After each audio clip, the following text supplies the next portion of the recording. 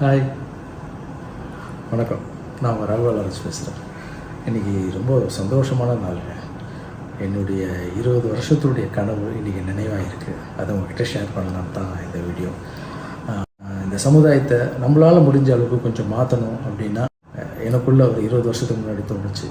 அந்த செயலை ஆரம்பித்தேன். அதுக்கு 20 வருஷம் பிடிச்சிருக்கு. தமிழக சட்டசபை தேர்தலில் பெரம்பூர் மற்றும் திருச்சி கிழக்கு போன்ற தொகுதியில் போட்டியிட்ட விஜய் 2 இடங்களுமே வெற்றி பெற்றாரு. இதை தொடர்ந்துதான் திருச்சி கிழக்கு தொகுதிக்கான ராஜினாமா கடிதத்தை கொடுத்தாரு.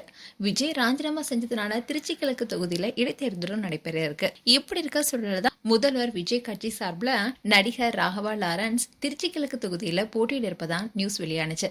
அந்த வகையில தான் இன்னைக்கு லாரன்ஸ் அவருடைய சோசியல் மீடியா பேஜ்ல ரொம்பவே ஒரு சந்தோஷமான விஷயத்த சொல்லியிருக்காரு. அதாவது லாரன்ஸ் உடைய போஸ்ட்ல என்ன சொல்லியிருக்காருன்னா, திருச்சி கிழக்கு தொகுதியில நான் தேர்தலில் போட்டியிட போவதா நிறைய ஊடகங்கள்ல தகவல் பரவிட்டு வருது.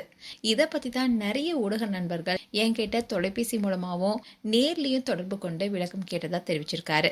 அது மட்டும் இல்லாம இந்த யூகங்கள் அதிகரித்துக்கிட்டே போறதுனால அதுக்கான விளக்கம் அளிக்க வேண்டிய அவசியம் ஏற்படுவதாகவும் அதுல சொல்லியிருக்காரு. ரீசெண்டா நடிகர் லாரன்ஸ் பென்ஸ் படத்தோடைய ஷூட்டிங் முழுமையா ஈடுபட்டிருப்பதனாலையும் அந்த படத்தோடைய பணிகள் எல்லாமே ஜூன் 10 வரைக்கும் தொடரும்னு லாரன்ஸ் தெரிவிச்சிருக்காரு.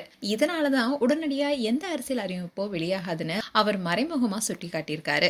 ஆனா அவருடைய போஸ்ட்ல ஒரு முக்கியமான வரி இடம்பெற்றிருக்கு. அதுல அவர் சொன்ன விஷயம்தான் ஃபேன்ஸ் மத்தியிலையும் அரசியல் வட்டாரங்களையும் கவனத்தை அதிகமா ஈர்த்திருக்கு. லாரன்ஸ் என்ன சொல்லியிருந்தாருன்னா, என் அம்மாவுடைய ஆசீர்வாதத்துடன் என்னுடைய வாழ்க்கை தொடர்பான ஒரு முக்கியமான முடிவு ஜூன் 11 அன்னைக்கு காலையில 9:30 மணிக்கு அறிவிக்கப்படும் குறிப்பிட்டிருக்காரு.